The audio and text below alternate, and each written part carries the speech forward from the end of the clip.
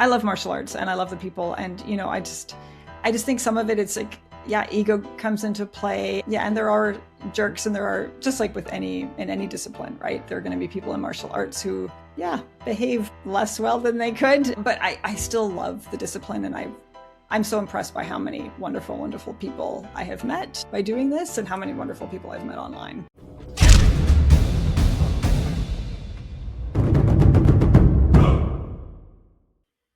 What's going on, everybody? Welcome back to another episode of Whistlekick Martial Arts Radio. Today, I'm joined by Sabrina Bliem. You might know her by another name. I'm not going to tell you what it is, but if you know that name, you probably recognize her. And if you're not watching, you should be watching, because all the best stuff happens in the video version of this show. I'm Jeremy Lesniak, host here for the show. And if you are unfamiliar with Whistlekick Martial Arts Radio, we have nearly 1,100 episodes as of this recording. We've been doing it for a decade. Some people say we're doing a really good job, and I'm one of those people, because it takes a lot of work, and we're going to keep going. If you want to see all the episodes, whistlekickmartialartsradio.com is the place to go. Make sure you sign up for the emails, because we drop behind the scenes stuff and all sorts of things you're not going to find elsewhere into those emails, as well as just make it easy for you to get the episodes twice a week. We'd release them. And Sabrina, thanks for being here. Hi, thank you so much for having me. I'm totally honored. Oh, You guys are I'm glad you're awesome. here. I'm glad you're here. We try to be awesome. You I don't are. why You're doing great work. we're trying. We're trying. It's the world, the world needs more people trying. Absolutely. Absolutely. And, helping encourage that martial arts community online. Like, there's Yeah. so much ego online, but you guys are proof that, like, there's so many wonderful, awesome salt of the earth people. Oh, well, thank you. Thank you. You know, ego has been a fascination of mine for a long time. Hmm. And you, as someone who has spent a fair amount of time online, I mean, let's not spend a lot of time online, but you have spent time online as a content creator. Yeah. And, I've seen some of the things. I can only imagine the things I don't see. There's a lot. Yeah. Oh, wow. And I think, I don't know if anybody out there uses, I'm sure a lot of you use Spotify. Spotify offers, their wrapped thing, what Hmm. you listen to most on your Spotify account in the year. Well, Yeah. for podcasts, they also have a wrapped for us. And they did, I think it was 3 videos. And one of them was just us laughing. And it was just like 90 seconds. I think we put it out on the social media of all the things edited together for laughter. But if there was one for what I say the most on TikTok comments, it would be the statement, "It's a drill." Yeah. It's not representative of how they might fight if some random person attacked them on the street without rules. It's a drill. Yeah. Oh, what made you want to even step into this online world of martial The arts? Like, online part of it. did you lose a bet? Well, okay, so I'll tell you about my journey first, my martial Yeah, arts journey, yeah, just to give let's, it context. sure. So I started karate at age 41. So I'm 50 now. So it's coming up on 9 years. And I'd, always been interested in martial arts when I was young. My family was really into kung fu movies and that kind of thing. But, it was something that I thought, oh, it'd be really cool to try it. But I never had. I did try Tai Mm, Chi for a few months in my 20s. It was great. It just wasn't the right fit for me, though. I like something more aggressive. But yeah, when I was 41, I'd been struggling with grief. My mom had been diagnosed with cancer the year before, and I was having a really difficult time coping. And also around that time, my kids were struggling. My oldest was being bullied, and my youngest was struggling with shyness, and I was concerned about her starting kindergarten and not talking to people. And I thought one day, I was really struggling. I thought, maybe I should get back into Tai Chi. Maybe I should do something like that. So I went online and looked up different martial arts dojos in town. And I came across, it was actually the Facebook page for the karate dojo that I ended up starting at. And I got a really good vibe from them. I thought, karate, that could be a good fit for all of us, for me with my grief and, my stress, for my kids with dealing with bullying and shyness. This could be a good outlet for all three of us. And so I signed us all up for, free tried out class on one day. And we all loved it. It was just like, and I thought to myself, like right away, I thought, I have no idea where this path is going, but I know I have to be on it. There was something about karate that just spoke to me, and it surprised me. I thought, this could be fun. This could be a good outlet, but I didn't realize how, I didn't expect it to be so, like, such a good Mm-hmm. fit for me. Right. And Sure. I never felt like I fit in anywhere. I never felt like I found my people or my thing, my Had you been passion. doing other sports or, No, like I was into movementy fitness. things? I'd been running. I was never into Okay. sports. Like I was really clumsy as a kid and I was always picked last for teams and that kind of thing. Never athletic, but I wanted to be fit, right? Sure. Interested in fitness and nutrition and health and that kind of thing. But I was never comfortable putting myself out there, Mm-hmm. competing, performing, anything like that. And so it scared me Sure. starting, right? It did scare me, but the theme all the way through for me has been, if it scares me, I have to do it.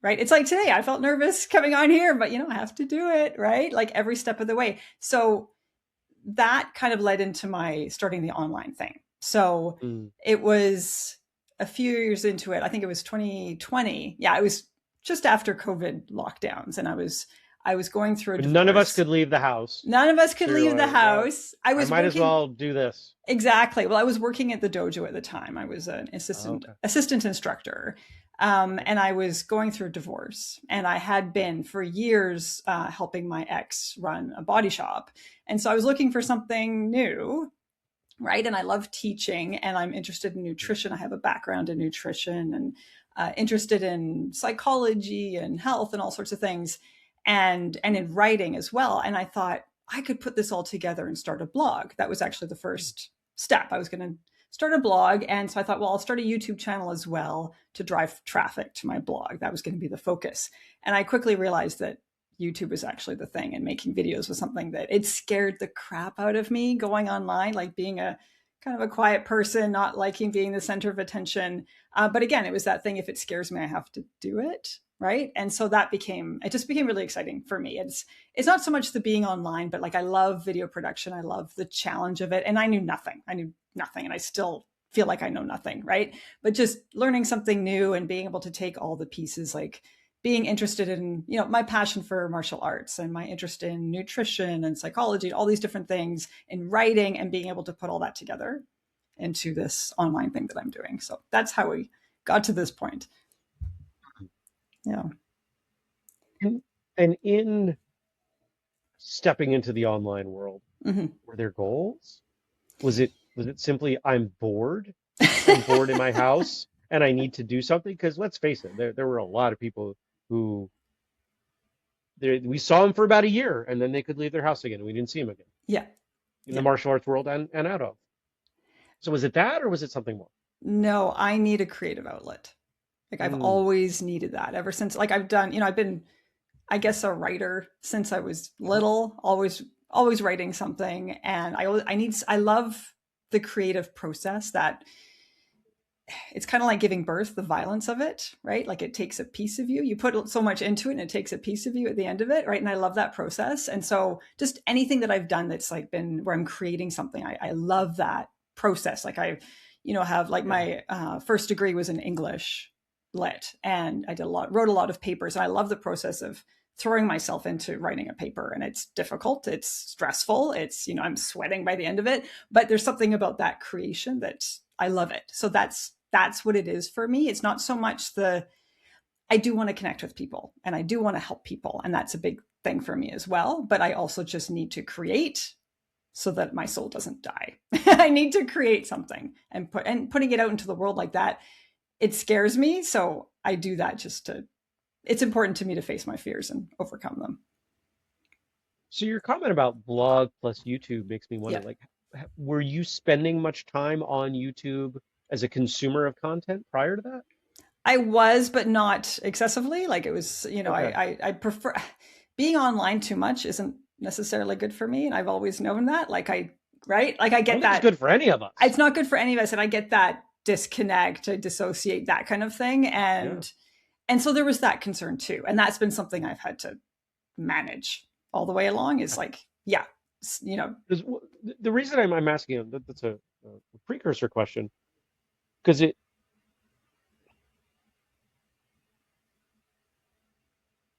did you know what you were stepping into? The world of online content in any niche is rough. Hmm. The online martial arts content world seems to be rougher than average. And then creating as a woman seems to carry a unique complexity Yes. within that space as well. Yes. Did you know any of this was true before you start? I'm I curious. did. I did, but Good. I also knew that in the beginning, no one was going to be listening or watching or reading. Mm, And so that, and I quickly realized that too. Like at first I was terrified putting myself out there going online. And then I quickly realized, oh, no one's watching, no one's reading. So it was liberating. It's like, well, I could make all my mistakes. And it paralleled my, like the feelings that I had when I started karate as a white belt, feeling like how liberating it was to be a beginner when no one expected anything of me. Right. And I love that. And so that's what I realized is like, no one's watching, no one cares. So that for a long time, I felt that anonymity. Right. And then it's only, after a while I started growing that I realized, oh yeah, no, this is going to affect me too. I knew it would, but, I just like, my following's been pretty small. It's still pretty small. Right. But from, it took a long time to grow it to where it is now. So, and a lot of effort. So it kind of cocooned me a little bit from that, right? I didn't have to deal with the hate so much. But yeah, it's definitely, yeah. When you actually deal with it, it's like, I can handle it, but it's still, you have to kind of compartmentalize a little bit, right? And not let it, you can't just, because when you're reading comments online and dealing with that kind of thing, there's something about it that it just, you internalize it like it's your own voice reading it, right? And so it is hard to, you know but I've realized along the way that when you're dealing with jerks online, when you're dealing with hate, when you're dealing with all of that, and the being a woman, when you're dealing with that aspect too, it's like, if you're doing something that's making an impact, you're going to get that. yes. And I think that that's such an important thing. And it's something I continually remind myself. Hmm. If everyone's happy with what you're doing, you're not making an impact. No, You're not you're, moving the needle. yeah, They're not happy. They're actually indifferent.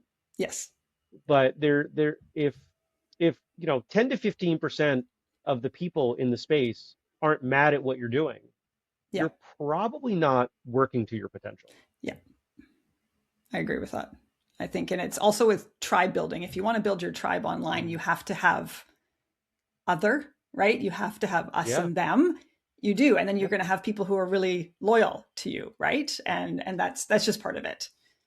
Yeah. If you're going to have a strong stance on anything, you're going to deal with the hate. You're going to deal with, for sure, especially on the internet where people tend to be louder than in person, right? So yeah, it's absolutely part of it. How did this exploration affect, or did it affect what you were doing offline, your training, how you saw martial arts, your relationship to karate, etc.?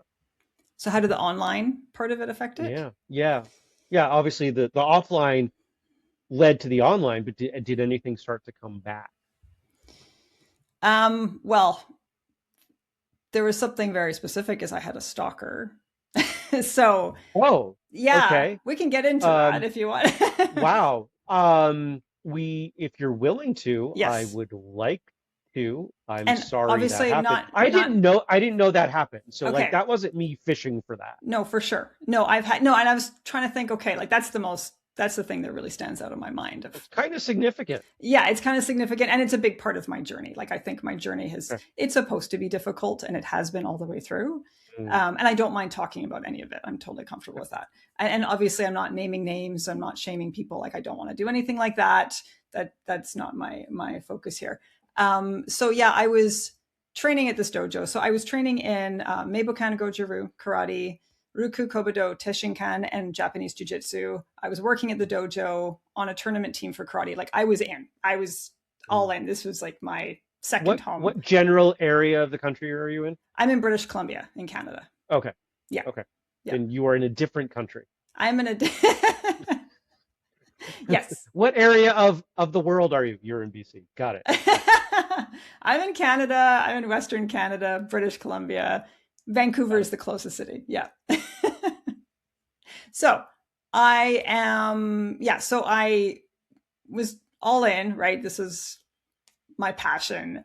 I was working at the dojo. It was just awesome. Loved it. And then everything kind of went sideways. And there was, my mom was dying. So, right, I told you, like, I got into karate because she had cancer. She ended up passing away 2021. But so it was 2021 was the hardest year of my life. And my mom was getting sicker and she had multiple myeloma, and then she got diagnosed with stomach cancer as well, ended up in emergency with a stomach rupture, and it was just bad, like lost her in 5 weeks. And during that time, one of the students at the dojo started stalking me, and it was because of the online thing. So I had at the time, I don't have a blog anymore, and I had a podcast for a while. I no longer have that. I'm just doing YouTube and social media. But I would send out a newsletter, my blog newsletter, and he would come to the dojo and say, "Oh, I read the email you sent me." And so everything that I was doing online, it was like he was seeing it as for him, right? And he started obsessing about me and Mm, reaching out like in person. It wasn't so weird at first. It was more online, and it was making me uncomfortable though. And so I had a talk with that sensei that I ended up having a falling out with him. So over this. mm. So Over this. over this. Yeah. Ooh. Yeah. Okay. Yeah. So and I was just for context here, like I was apart from that sensei, I was like no one was at the dojo more than me. Like this was my passion, right? I love that place. It was You like were all in. I was all in. I loved everyone there. Like everyone who knew me there, like they knew how much I loved it, right? And so this guy was stalking me. My mom was dying, and I was trying to deal with all this. And there was actually one night at the dojo we were sparring, and this guy he hit me really hard in the face, like punched me hard in the face and knocked me down and hurt me. And there was other stuff like he was just acting really sinister and kind of staring at me. And my kids were always there with me. Like my oldest was volunteering at the dojo. My youngest used to take karate, but she was there with me when I was working, when I was training. And I felt really uncomfortable with this guy there, right? And then my mom passed away, and he was still continuing to stalk me, and I was dealing with all this stuff with my mom. There was like possible medical malpractice, and then this whole big story of this shady funeral home stole her body from hospice and refused to release her without getting paid money. It was like this horrible, horrible time. Okay, high stress. So I'm dealing with all Mm, this stuff, dealing with this stalker, and then during this time, my sensei at the time, he started getting kind of weird, and I think COVID did a number on him, as it did for a lot of dojo owners. Like I can only imagine how stressful that would be, owning a dojo and all the closures and whatnot. But it mm, started to come out in like at the dojo and how he was treating people, the sensei. And so I talked to him about the stalker guy, and at first it was like he didn't believe me, and then he had to talk with him, and he said, "Oh yeah, he's crazy. He's so this the stalker guy was having all these delusions about me." There was another, there were very few. I was the oldest member of the dojo. I was older than my sensei at this time, and it was mostly teens and people in their 20s and kids. And so there was one other male adult at the dojo, and this married guy, right, a yellow belt. And I'd work with him like I was working there, right? I would teach him whatever. And the stalker guy got it in his head that I was with this married man, and he was telling the sensei that I had gotten pregnant a few times by him. I was 44, 45 at the time. Okay. Yeah. I've had my two kids. Anyway, yeah. And then I was engaged to this guy. There was one black belt test and meeting where he called up all of the senseis and was congratulating me on my wedding. And like, it just went on and on and on. And meanwhile, he was reaching out to me. So the sensei said to me, "Okay, look, he's crazy. I'm going to keep an eye on him. If anything, if it gets weird, we'll kick him out." I'm like, okay. I was uncomfortable, but I'm like, what do I do? Right? Like I was scared, and I was also yeah. like stressed and dealing with my mom and all this stuff, right? And then it was about you know, maybe a month after that, and I said to the sensei one night, I said, I have no idea how to navigate any of this, but I can't, like, I feel so stressed out when I'm with him. I can't be in class with him. It's just, and I'm thinking about my kids.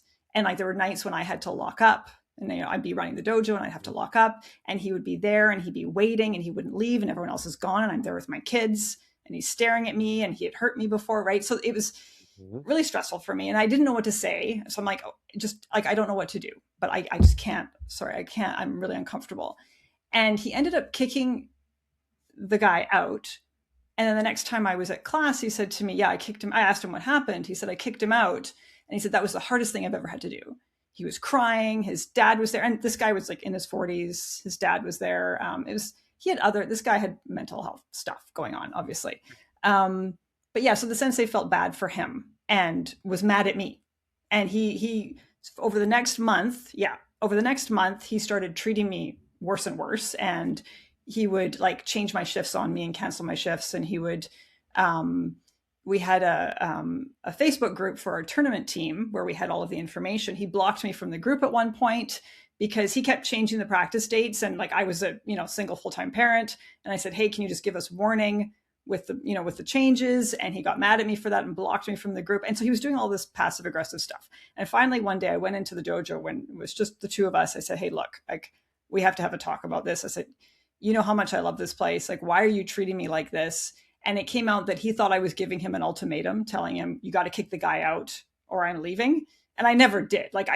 And the thing is, he had the guy. Okay, so this guy, the stalker, just for context too, he was on the tournament team, full on like I was with martial arts, training in all of the martial arts, always there. We had done a tournament trip to Vegas in 2019, and that guy got detained at the airport. Turns out he had a criminal record. Okay. We didn't know what for. It was from a different province in Canada. And the sensei at the time was angry about this, but, kept him on. I think it was fraud or something like that. He had him volunteering at the dojo as an assistant instructor teaching kids. He kept him on as a volunteer even after he knew the guy was stalking me. So I think the sensei was struggling with his own mental health stuff and spinning out and saw me as I don't know, the problem. So like, I was the victim of all this, right? But I got treated like I was a problem. And I have a feeling there was some sexism involved there that, perhaps if I had been the stalker, that I would have been kicked out promptly, right? I have a feeling just from the way the dynamic was going. But so I ended up quitting everything with that conversation that I had with him. And it turned out, I realized, he thought that I was trying to engage in this power struggle about it. And really, I was just scared. And I said, this guy is a liability, or he was a liability. He's like, I know that now, but still you were, so I'm like, I can't do this anymore. So I quit the job, left my keys, took our weapons. I pulled my kid out, and I'd already had a talk with my kid. My kid was going to be due for their black belt test soon. I said, look, whatever you want to do, if you want to keep training here, I'll support you, but I can't go anymore. I can't. Like, if this conversation goes badly, I have to leave.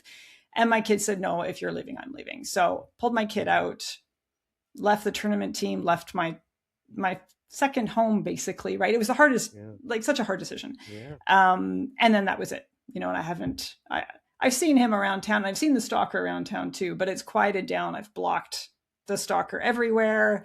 It's quiet Did now. the stalking persist after he was kicked out of the school? Yes, it did. And he was still reaching out to all the senseis and trying to, join other dojos in the organization. There's several Meibukan dojos in British Columbia. And, none of them wanted anything to do with him, right?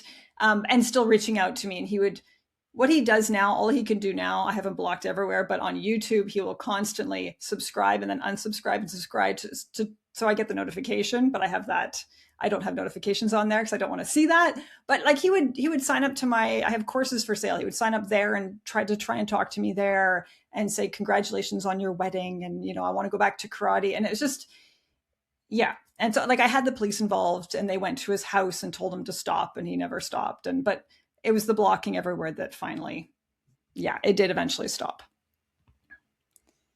Okay. Yeah, big one. So then I quit that dojo. Owners don't do any of those things. Don't do any of those things. If you have someone that is a liability, it is rare, but that is That's about as textbook for cause for removal from a martial arts school as you get. Yeah. Stalking and violent tendencies, not a good combination. Yeah. Definitely don't have them working with kids. Like, come on. Absolutely. Because he would be there then, like even after the sensei had the talk with him, the very next night, I was booked for a shift, and that guy was there volunteering and teaching classes. And I was shocked. I was shocked. And what I find fascinating that you didn't say was ignoring this situation and students leaving, right? Because this is generally the sort of thing that people are going to gossip about. Yeah. And I would imagine that if I was parent to a child in a school like that, zero notice, zero, I don't care, I'm done, I'm out. Yeah. It's such terrible judgment Yeah. that somebody would keep that person on. Yeah. And for me, I think like the lag between, all this happening and me quitting was just that I was so overwhelmed by grief, right? And I needed something and I didn't know what to do. And it was just, Wrapping your head around right? leaving the thing that had been the coping mechanism for Yeah. all of this challenge, Yeah. right? Like that just that's I mean that sounds like a horror movie. Like, Yeah. haha, karate's not actually helping you, it's making your life worse. Like that sounds horrible. So Yeah. did it discolor your view of martial arts? Like No. did that No. And no. I think like with that sensei, he's not a bad person. I think he was struggling. I think he was struggling with mental health stuff. And from what I've heard, he seems to be, better now. But there were other people that he kind of screwed over as well at that dojo that, during that period of time, like from COVID until then. So I think it was, I think it was a bigger issue than just me. But yeah, no, I love martial arts and I love the people. And, I just think some of it, it's like, yeah, ego comes into play. And then, concerns about, I'm sure there were concerns for him about losing students after COVID, right? Worrying about money and that kind of thing. And, maybe that was, I think we're all human. Yeah. And there are jerks and there are, just like with in any discipline, right? There are going to be people in martial arts who, yeah, behave, less well than they could. But I still love the discipline, and I'm so impressed by how many wonderful, wonderful people I have met by doing this, and how many Mm. wonderful people I've met online. So I So think it's sorry. what did training turn into for you after Yeah, that? well, after that, I was really sad for a long time, and it was hard, and I was Sure. initially I was looking for another dojo. I wasn't ready to try a new style of karate though. And for me to train in the same style, I would have to drive a lot. And with being a full-time single parent, because then like I went through this messy divorce and I ended up having my kids full-time, also during this time. So I, yeah, and there was stuff there that happened too. My kids went through that all in the same Mm. year. So I really wanted to prioritize, my relationship with my kids and taking care of my kids. And so I had to, if I was going to find another dojo, it had to be convenient, right? It had to be local. And I didn't really find anything that, or I just doing online searches and word of mouth and that kind of thing. I couldn't find anything that immediately fit for me. And so I just trained on my own at home, and I have my home dojo space, and I've stuck with that. I did get back into jujitsu for a while and trained at one of the, it was that sensei's jujitsu sensei, and I went to his dojo for a Mm. bit. But again, it was too much of a drive. It was too far. And just Mm. with having my kids, and it wasn't realistic. So yeah, so since that was November 2021 till now, I've been training mostly at home, on my own, and I haven't competed. And so it's just been the karate and the kobudo, but I actually really like it now. And I think this Mm. chapter of my life, it works really well. Like I loved competing. I loved it. I love sparring, and I do miss sparring. Mm. But I love just the connections you make with people in the ring. It's just an Mhm. amazing experience, right? I love that. And I love having an outlet for my aggression. But this chapter of my life, I think it's been really enjoyable just to train at home and be there with my kids, and I'm really enjoying this right now and doing the online thing, and I am enjoying it. I think I'm not done with finding another dojo or competing or anything, but it's for now I'm really enjoying this. It's working for me. Mm. I don't know too many people who stay consistent with home training Hmm. for years. Yeah. Do you have secrets or Secret. tips? Yeah, like I'm really interested in behavior and behavior change and the Mm, psychology of it and motivation and all of that stuff is really interesting to me. I've struggled for sure. And there have been times where I just didn't want to do any of it. There have been times I wanted to quit the online thing, martial arts, everything. I mean, but I've had those struggles with consistency from the start, like ever since I got into fitness in my early 20s or whatever. And what works for me is when I'm struggling is like realizing that, okay, the stuff that's really interesting to me is, we talk about laziness and say, oh, you're lazy. You just need to suck it up. And, you need discipline to stick with your training. And studies have been done on this, that our brains are wired for laziness, right? Like when given a choice between two tasks, our brain is going to say, like, do the task that's easier. It's just energy conservation. It makes sense in that context, in a biological sense. So why would we waste energy doing something where we can take an easier path, right? So if you have a choice between training in your living room and watching TV, if watching TV is the easier thing to do, you're going to do it, right? So what's important for me is to set up an environment at home where training becomes the easy choice, right? So mm, like having a space available, and like I used to train in my kitchen. So when I was at the dojo in the beginning, like when I think it was a week after I started karate, I signed my kids and I up for our first tournament. I was terrified, so I thought, we got to do it, right? As white belts, it's the mm. best time. Talk about all in, Oh my jumping gosh, all in. I head thought, first. right? But it's like, well, we're white belts. No one's going to expect anything of us. So rather than doing a, first competition as a black belt where there's high expectations, right? Let's do it now. And it was such a great experience for all of us. But so it was a weekend and I was going to be doing kata and weapons. So I was going to be doing a bow kata. So I would do my training in my kitchen because I didn't have a space. And so I was getting ready for this first tournament. I was going to be doing a bow kata, right? And so I used this broom handle and it was a Gandalf staff my kid had made. It had a feather on the end and it was wrapped in I love it. like zebra, not zebra, it was turquoise leopard duct tape. And then it had this fake gem on the end, right? It was like a bathroom handle, a bathroom knob, this sort of glass thing. Anyway, I didn't think about the knob. I wasn't thinking about that. It was glued on. So my first time practicing this kata, there's a part where you have to spin the bow.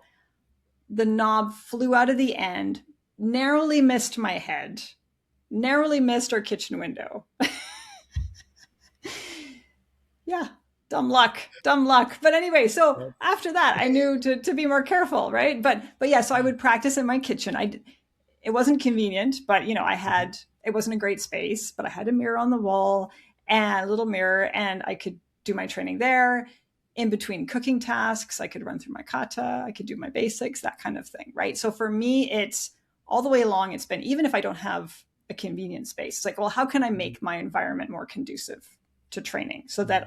so that training becomes the easy task and whatever other distractions, watching TV, going on my phone, so that that's more difficult. So for me, that really leads to consistency. It's like, Mhm. and consistency isn't necessarily sticking with it every single day, day in, day out, but like over time, doing it more often than not, right? You can have missed days, that doesn't mean you're a failure, right? No all or nothing thinking for me. Because yeah, when I go with all or nothing, I was like, well, I have to do my workouts all the time or it doesn't count. I end up more often than not skipping it, right? So for me, it's Mhm. keeping my expectations low. 5 minutes counts, 5 minutes matters. And if my motivation is low, taking that small action can help get my motivation back, right? So yeah, making the environment um, conducive to training and being easy on myself rather than, if I can't do the full workout, it's not worth it. And then I miss months, years at a time, right? Which some people do. Just, well, what can I do for 5 minutes? Or what's the smallest, easiest step I can take right now? Like I used to do a lot of running outside. What would be the easiest step? Getting my running shoes on.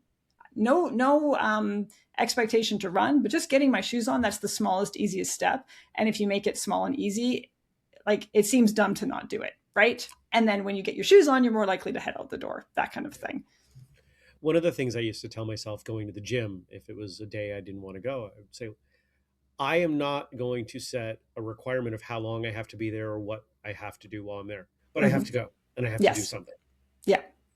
And that would always feel more approachable. And so I would go, And sometimes it'd be a half hour. Sometimes it'd be the full, hour 15 that, I would plan on doing. Right. Because once I got there, it got easier. Yes. So I would imagine that, you talk about having a dedicated space, you probably don't have to move stuff out of the way to use it. Yeah. It's not I've got to move this couch and then this and that. No, it's ready to go all the time. Yes. Yeah. So yeah, I have my dedicated space now, but I mean, for a long time, even with having my channel, and I would, some of my videos are tutorial videos. I had so the space I have is downstairs. It was a rec room, but I had the TV there. I had a couch. I had stuff in the way, and I was still training in there. It wasn't convenient, right? But I made it work because, well, I was filming, and so there was that kind of, self-imposed obligation, right? That I have to get something up. But then I ended up later on, I cleared out that space and I bought some dojo mats or some puzzle mats and created some space. I thought I need a good space for training and for filming and that kind of thing. And yeah, having that space, it's like I come downstairs, it's all there. I have my treadmill, I have my weights, I have my weapons, I've got everything there. And then I have all my filming stuff, my office, everything is downstairs. So it's easy to do. But I think even if I didn't have that space, I would make it work somehow. But it's just having something visual, like, maybe if I only had my kitchen, I would keep, my weapons upstairs somewhere where I could see them, and it would be that visual reminder to train, right? And like setting aside time to do it. If you don't have a big space, you can still get a lot done in a small space, but it's making it easy, and whatever obstacles are in the way, making those harder to do, like putting my phone on do not disturb, hiding in another room. If I feel like in the evening, well, I'd rather watch TV than practice, well, I could make it harder to watch TV, unplug the TV, hide the remote or take the batteries out of the remote, make it more difficult so that training is the obvious choice to make. Yeah. There's another thing that you pointed out that I think is really important. We've talked about it on the show a number of times, this idea that training doesn't have to be an hour. Yeah. Yeah. It can be 5 minutes. It can be 2 minutes. Absolutely. If the biggest thing holding you back in your training is, let's say, flexibility, spend 2 minutes working on one stretch. If you can accumulate 2 minutes a day, ends up being an additional 4 to 6 weeks of training across a year, the way most people train. Yeah. What if that's 5 minutes? Now we're adding months. What if you're doing 10 minutes? What if it's 2 5-minute segments? 5 minutes in the morning, 5 minutes at night. Now you're basically adding 6 months of training across a year to your life. That adds up. That's a lot. That's another 50%. It matters. And that's consistent. If it allows you to be consistent, that's more important than the, 2-hour session you did 6 months ago, right? Right? Like doing that and building it up. And then it's this proof to yourself that you could do the thing even if you didn't feel like it. Right. And then it builds up your confidence. And then you taking that small action that leads to motivation. Yeah. Right. Rather than waiting for motivation to strike for some big workout that you never end up doing, because motivation is fickle. Right. Yeah. Now I'm curious because solo training, online training, right? These are things that are pre-pandemic were actively and aggressively looked down on in the industry. And I think still there's a lot of that. I still see a lot of that. There is still some stigma, but what I found fascinating, because I've always operated under the premise that some training is better than no training. Yeah. I believe that wholeheartedly. If you're training on your own, I would rather you find a book. I would rather you found the worst book and trained yourself on that than you didn't train. And there are people out there who do not agree with me. That's fine. They're entitled to their opinion, but training makes us better. I want people training.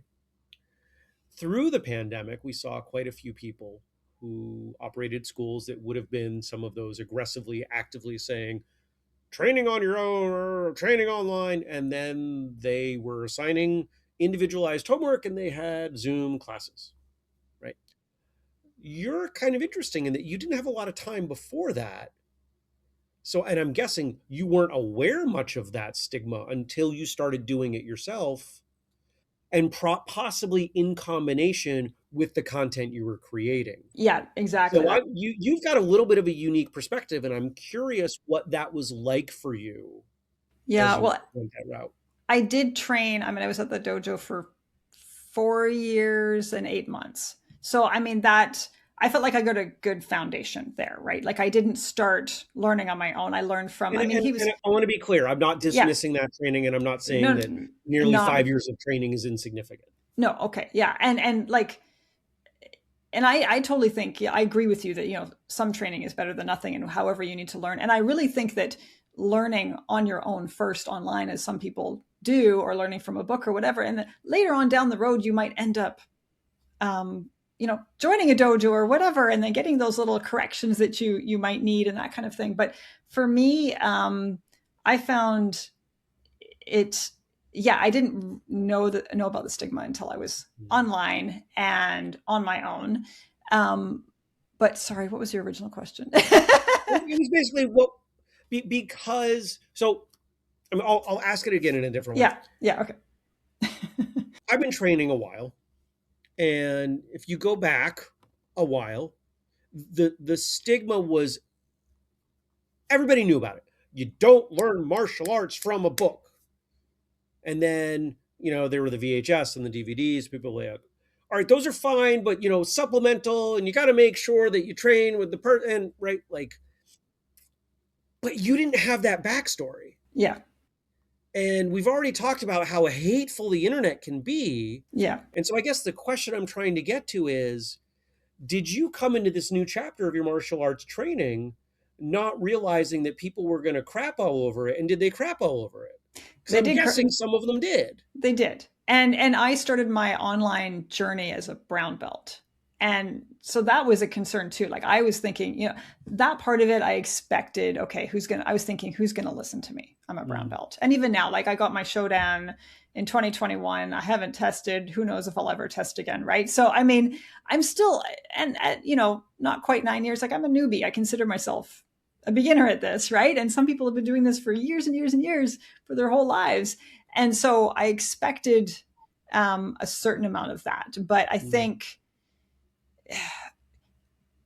yeah, I was surprised by some of the commentary of me training on my own and, oh, it's not worth it and you don't count. But once I started sharing my story, because I didn't share that at first, because I think being a victim of harassment and that kind of thing, and what I'd gone through with having that falling out with my sensei, I didn't want to talk about it. I felt this shame around it, even though like I was the victim, but I felt this, victims do carry that shame, right? You don't want to talk about it because you're concerned you're going to have people saying, oh, it's your fault. It was your fault. What did you do? And I did have that. And so when I finally, it was maybe a couple of years after, I think I made a video on what happened, and it was so freeing for me to do that. I was terrified to make that video, but I shared it and talked about what had happened. And I was really surprised by how many people were like, I mean, I wasn't surprised that people were supportive, but I was surprised then by how many people were like, oh yeah, you training on your own, I totally understand. And, it's valid. And whereas before then, that in between period of time there, I was hearing that, oh, you're training on your own, it doesn't count. And you're only a brown belt, you're only a black belt or a Shodan or whatever it is. And especially and being a woman online, what you're doing doesn't count, because I did hear that kind of thing, right? People not taking me seriously. But people did come around once I shared my story. And I think, and I've seen that in others sharing their context, like people saying, yeah, I train online, and maybe they get bashed, but then they say, well, like, I don't have the money. I don't like, I don't like financially, I can't afford it, or my environment, the context I'm in, I don't have anything available to me. And here's the details of my life. And then you hear more and more people coming out. And I've seen this coming out supporting that and say, oh, I totally get you. Right. So I think it's me being vulnerable online. I started to get more support of people saying, okay, you doing this on your own, I totally get it. And that's valid. That's valid. And it's given me a lot more, I'm a lot more appreciative of other people's, like when I hear about other people training online for the first time, and I've had that thought too at times, like, well, okay, like how, if you're learning for the first time from a book or from, a video, it's not going to be as good as in person, right? And in person is going to be, you get all of that in-person real-time feedback and all of that stuff. But you could also end up with a bad sensei and learn everything poorly too. There's that. I would say it's not I don't think we can be as broad as to say it's not as good. Yeah. I think we can say it is not as efficient Okay. a Yes. learning environment. Yes. However, if the alternative is an inefficient drive Yeah. or going without food because you're scraping pennies to make it work as is, Mm-hmm. right? Yeah. It's an option. And when people get paint with that broad brush, it's not as good, it's not worth the time, etc. I get really bent out of shape about it because most of us that came up in, I mean, I started training in the 80s. I was very young. And even then, the dynamic that I was raised in was old school. It was training in the 80s, but it was much more from doing this show and talking to people.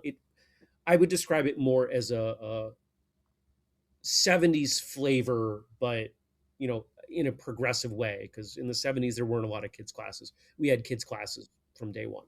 Okay. We were taught that the best thing to do was to come to class, learn your new stuff, and then go home and practice the crap out of it Yeah. so that when you came back, you could be refined. Right.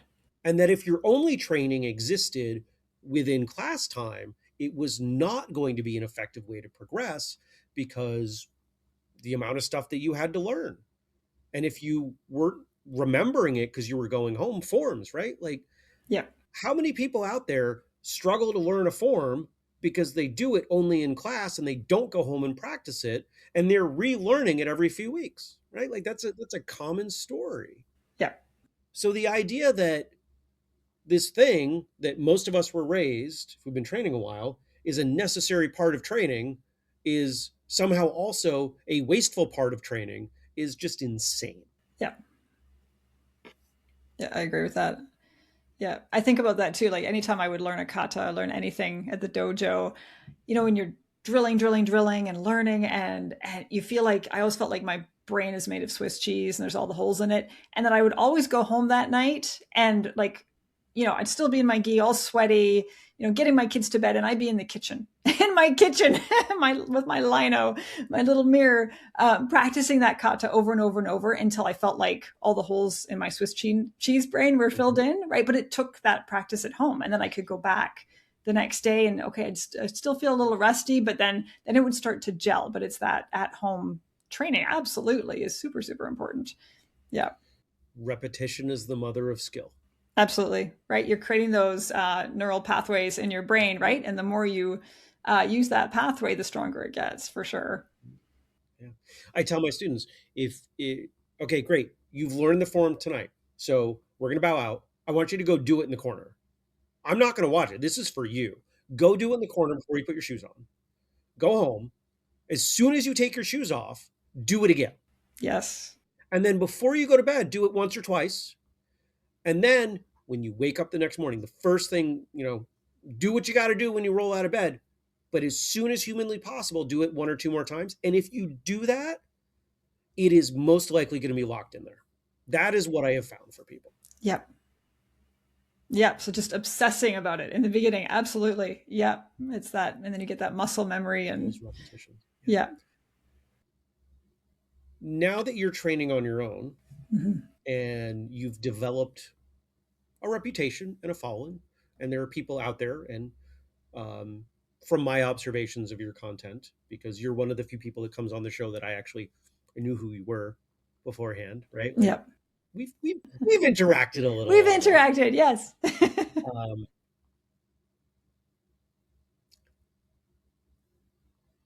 Most people seem to be supportive. Yep. Is there anything that's come from interactions with people online that has changed what or how you train on your own? I don't think directly. I think the only thing is just being online. There's that motivation to be consistent, right? Like I need to, it's an accountability thing, right? If I'm online, I need to, because for a while there, when I, after leaving that dojo, I felt like a fraud. I felt like, and I've hardly worn my belt since then. And that's been a struggle for me, is getting back in my uniform consistently. And like, I don't have to train in my uniform at home, right? But there's something about it that, you put on your uniform and your gi and your belt, and you just feel that, it just feels so good, right? But I really struggled for a long time with feeling like what I was doing wasn't valid, or because I had left a dojo and left a tournament team and all of that, that it didn't count. Or I thought that people would look at me that way, right? That it didn't count. And I was internalizing all of that. That's not true, right? I know it's not true, but it's that Okay. voice, And you right? believe that? Do you finally believe that that's not true? I know it's not true. I know it's not true. And it's a habit, right? It's like I developed a habit of not putting on my gi, right? And it's a habit that I can create a new one, right? And create new memories and new associations with wearing that, rather than remembering that time and that stressful time. And I think that was part of it too, is going to the dojo and wearing my gi and dealing with my mom's death and the stalker and all of that. And so that it was like, I kind of wanted to shield myself from that. But I think, being online, it's that accountability that, like, no, I share my stories and I share the things that I struggle with. And so I have to do something about it. And so it's helped me be consistent with my training. It's helped me face my struggles and fears and realize, okay, well, am I working as hard as I'm encouraging other people to work? Or am I doing all the things that I'm telling people, right? But I don't think I've had anything like dealing with haters and negative comments and stuff. I don't think that's really changed anything that I do, other than I'm a lot less concerned about what other people think. And I think just, that's great. Yeah, like being online, I've and going through, losing a dojo home, right? And losing that community. And then I went through a really ugly divorce and losing that part of my community. I've stopped being so concerned about what other people think because I've lost so many people. And so now it's like I feel free to be me. And so that's, I think the online thing has really helped me, just like, it's helped me rediscover my passion for martial arts too, and like separate from all the grief and everything, because that was so tied up with that, is my training, and like I loved it, but it brought up so many bad memories for me too, so I struggled with it. And just being myself and being online and not being, sharing my stories, it's helped me find that passion again for karate and stick with it. And so I don't think there's been anything specific with my training that it's changed, but it's just that, like, it's kind of revived that feeling again, that feeling that I had in the beginning, that, I have no idea where this path is going, but I know I have to be on it. And I think it's helped me with that. You mentioned that I think it was your older child, yes, was on the verge of testing for their black belt at this yeah time. So that gives me an idea of how long they were training. Actually, you said you all started together, so near 5 years, which tells me they're old enough to have some observation of what happened and what is happening. What do the kids think about what you're doing, your training and your content stuff? They're supportive, and I'm quirky too online. I have a goofy sense of humor, and I've definitely been letting that out more and more as I've gotten more comfortable with being online, and stop being so concerned about what other people think. So that's kind of freed me just to be my goofball self. So, and my kids are goofballs too, so they're used to that. But like they loved karate in the beginning, and both of them. And my youngest, I think she quit because I think it was issues with the sensei. She saw it before any of us did, and she didn't feel comfortable with him. And then my oldest, like, they don't want to do the karate thing anymore, but they support what I do, and they think the online thing is cool. And they're into performing. They're in a dance group. They do. They're in it's an idol group, so they perform at conventions. They wear cosplay, and so they like having my space for their dance practices, and like, all my film equipment. They're like, hey, can we make a TikTok or whatever? So they like it. It benefits them. what haven't I asked you What haven't you about asked these me? things in your life? What would people want to know? I think just I think it's important just to say to people, like, if you're, oh, one thing is, so my online thing that I'm doing from the beginning, it was my focus was people who are already interested in martial arts. I wasn't trying to recruit people or anything like that. And my focus has been all the things around our training that affects our performance on the mat. So our sleep, stress management, Mm, nutrition, the mental game, all of that stuff has been really interesting to me. And that was interesting to me as an athlete, right? Becoming an athlete and thinking, okay, well, what can I do so I perform better at this tournament, right? And so that was my intended audience. And along the way, I've been surprised by how many people have either gotten interested in martial arts because of me or who have gotten back into martial arts after an mm, absence. And I've had so many people reach out, and it's never been a goal for me to do that. I just thought, oh, I'm targeting people who are already excited about it, like me.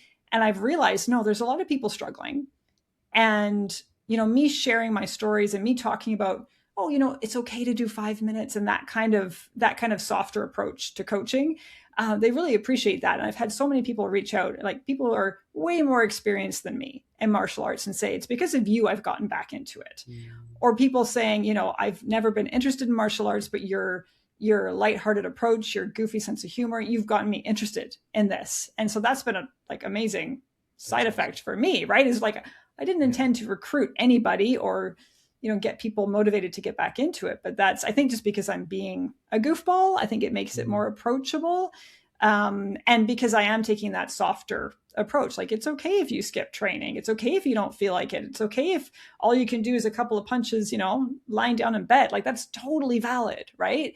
And I think because there's so much like stuff online that is ego driven, and it is suck it up buttercup, and that's not all of the martial arts community, but that's so loud, so that's what we see, right? That's what we hear, that a lot of people are put off by that, and they maybe don't want to try it.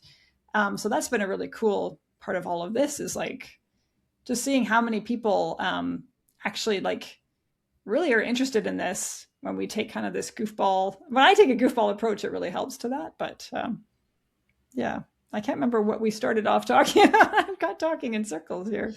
If I had a nickel for every time somebody said that while I'm sure. they were on the show, I'd have many dollars. Where do people find your content? Okay, so Where's all the spots? I have a YouTube channel. It's the Karate Shrimp. I have my Instagram account. That's where I have the biggest part of my following. It's again the Karate Shrimp, and then I have Facebook. I'm not going to be posting to my Facebook page for much longer. I don't care for the platform, but I am on there. My page will still be there.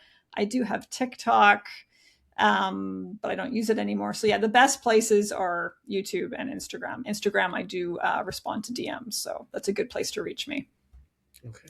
And then I have my And website. Sorry, and then I sell online courses, so okay, that's all linked on my website, okay. Which is thekarateshrimp.com. okay. And where does this name come from? Are you, 4'2"? I'm 5'2". And actually, it's an interesting story. So it was my former sensei gave me the nickname Shrimp, and he had a habit of giving students jabby nicknames, like Mm, teasing nicknames. And I had been teased as a kid for being small. And so it was one of the things, like, yeah, he gave a lot of students nicknames they didn't care for. And I didn't like it. And it was definitely a jab based on my size, because he's 6'4" to my 5'2". mm, But when I was trying to come up with a name for all of this, I thought, the Karate Shrimp, I can do it like a Take Back the Night thing, like mhm. take that nickname that I don't like and make it my own. And now I love it. And he very quickly stopped calling me Shrimp, so it worked out. So yeah, I took a name I didn't care for, and I made it my own. Mm. And I am a shrimp. There's, it's fun. Funny is not the right word. It is interesting to me. This seems to be there seems to be this recurring theme for you of just I'm gonna roll like whatever it is. I'm gonna roll with it. I'm gonna make the best of it, Yeah, and it's such an important skill, and it's one that I think we've all learned in varying degrees. We can't stop life. Right? Life is going to happen, and we can try to hold it back, and it's just going to run us over. Yeah. but you can survive. I mean, what I 2025 was the hardest year of my life, and some of the things were actually similar to some things that you had talked about.